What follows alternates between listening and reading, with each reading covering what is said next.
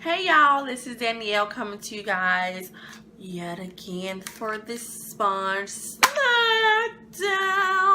So if you haven't been living under the rock, the latest trend in the makeup community is a beauty blender or a blending sponge. Now the real original beauty blender is about $20. And y'all know I'm not paying no $20 for no one sponge. So I had to find a alternative option that is cheaper. Because the whole point of this channel is to look good, look amazing on a slightly above minimum wage paycheck. And who has $20 to spend on one makeup sponge? Not I. Put my hand down. So I went to Walgreens and tried out their beauty sponge. So this is opponent one in one corner. We got the Walgreens Studio 35 Beauty Blender Sponge Knockoff. Corner number 2, we got the Sonia K. Y'all, so the whole point of a beauty blender and why it became so popular, because it does give you a flawless airbrush application.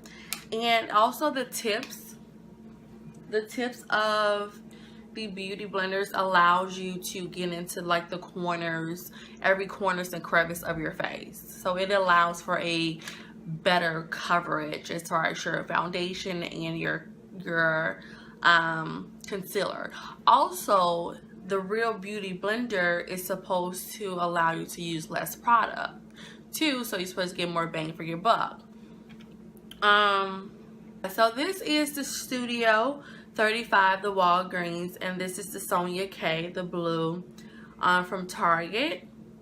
The Studio 35 beauty blender was approximately $7. It's very hard. It's smaller than the Sonia K, but they are both similar in shape as well as similar shape as the beauty blender.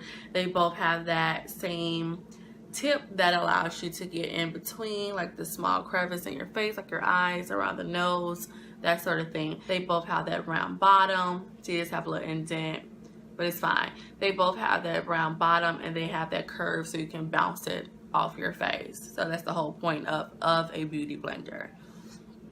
But going back to the Studio 35 Walgreens beauty blender, yeah, so this is what it was $7. It was approximately $8 with tax, and it was very hard. Even when I wet it, it was still hard, and it soaked up a lot of the water and a lot of the product. I noticed that Sonia K from Target was a little more. It was a few bucks more. It was $11 with tax, so it was approximately $3 more than the Walgreens one. But it is dense too, so it soaks up a lot of water, but it's much softer. It's much more softer than the Walgreens one. And when you wet it, it becomes even soft. And I noticed that for this to get a full coverage of my foundation application, I would have to use 3 pumps of the product, whereas with the Sonia K beauty sponge, I only use 2 pumps.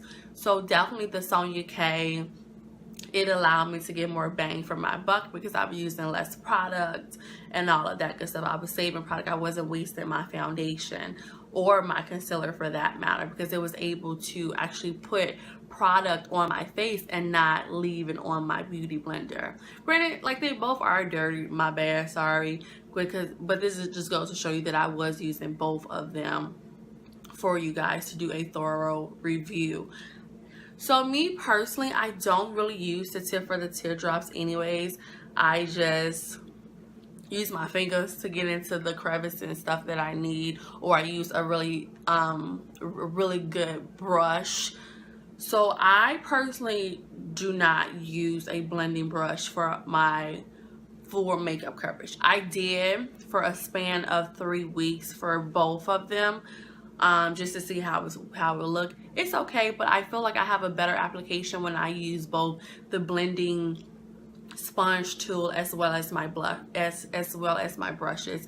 I get a more full coverage and flawless airbrush application that way. So I do think that the blendy sponge is a great addition to your makeup bag.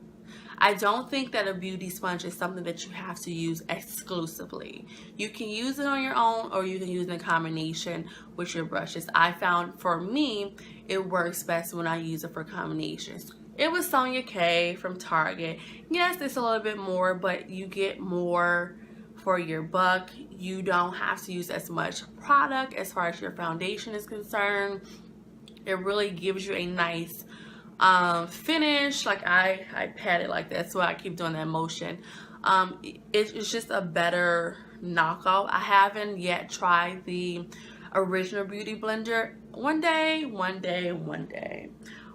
will make that investment. It just won't be today or tomorrow for that fact. However, I did pick up the Real Techniques, so if you guys would like me to do a review of the Real Techniques beauty sponge versus the Sonia K, and just to kind of figure out who's better, which one is good between the two, definitely like the video, leave a comment below just to know that you would like to see that review and that comparison, and I will do that for you.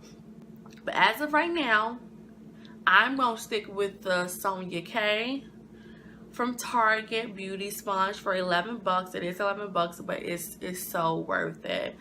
This Walgreens is trash. Don't do it. It may look appealing in your Walgreens, local Walgreens. Don't get it. Don't spend your money on it. Just spend your extra $3 and go to Target and buy the Sonia K one instead. It's a much better product, and you get a better finish when it comes to your makeup too with using this beauty blender. So guys, if you have any questions, comments, or concerns, please let me know. Bye.